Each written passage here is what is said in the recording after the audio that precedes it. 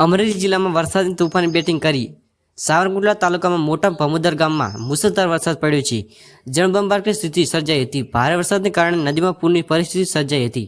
પાણીનો પ્રવાહ એટલો જોરદાર હતો કે વળોકમાં ટ્રેક્ટર પણ પાણીના પ્રવાહમાં તણાયું હતું. જો કે આ ઘટનામાં ટ્રેક્ટરના ડ્રાઈવરનો બચાવ થયો છે. ખેડૂત ખેતરથી ટ્રેક્ટર લઈને પરત આવતા હતા ત્યારે અચાનક વળોકમાં પાણીનો પ્રવાહ વધી ગયો અને તેમનું ટ્રેક્ટર તેમાં ફસાઈને તણાઈ ગયું હતું. સરપંચ અને ગ્રામજનોને સમયસૂચક વાપરીને ખેડૂતોને સુરક્ષિત બહાર કાઢવામાં આવ્યા હતા. બાદમાં ગ્રામજનોનો સહિયાર પ્રયાસથી તણાઈ ગયેલા ટ્રેક્ટરને પણ વળોકમાંથી બહાર કાઢ્યું હતું. ગુજરાતમાં ભારે વરસાદની આગાહી. હવામાન નિષ્ણાત અંબાલાલ પટેલની આગાહી અનુસાર આજે પણ કેટલાક વિસ્તારમાં વરસાદી માહોલ રહેશે. હવામાન વિભાગના ઓરેન્જ એલર્ટ વચ્ચે અંબાલાલ પટેલે વરસાદની સૌથી મોટી આગાહી લઈને કરી છે.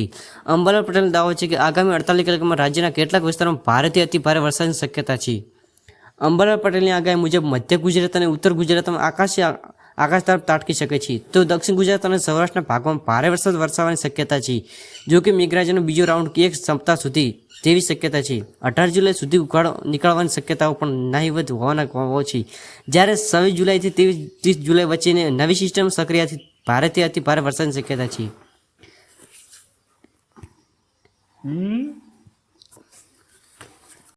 ખેડૂતોને સુરક્ષિત બહાર કાઢવામાં આવ્યા હતા. બાદમાં ગ્રામજનોનો સહિયાર પ્રયાસથી તણાઈ ગયેલા ટ્રેક્ટરને પણ વળોકમાંથી બહાર કાઢ્યું હતું.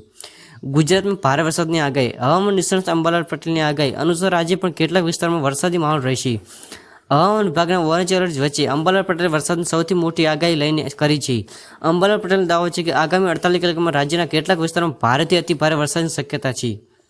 અંબાલાલ પટેલની આગાહી મુજબ મધ્ય ગુજરાત અને ઉત્તર ગુજરાતમાં આકાશ તરફ તાટકી શકે છે, તો દક્ષિણ ગુજરાત અને સૌરાષ્ટ્રના ભાગોમાં ભારે વરસાદ વરસાવવાની શક્યતા છે. જો કે મેઘરાજાનો બીજો રાઉન્ડ એક સપ્તાહ સુધી તેવી શક્યતા છે. 18 જુલાઈ સુધી ઉઘાડો નીકળવાની શક્યતાઓ પણ નહીવત હોવાના કહો છે. જ્યારે 26 જુલાઈથી 30 જુલાઈ વચ્ચેની નવી સિસ્ટમ સક્રિયથી ભારેથી અતિ ભારે વરસાદની શક્યતા છે.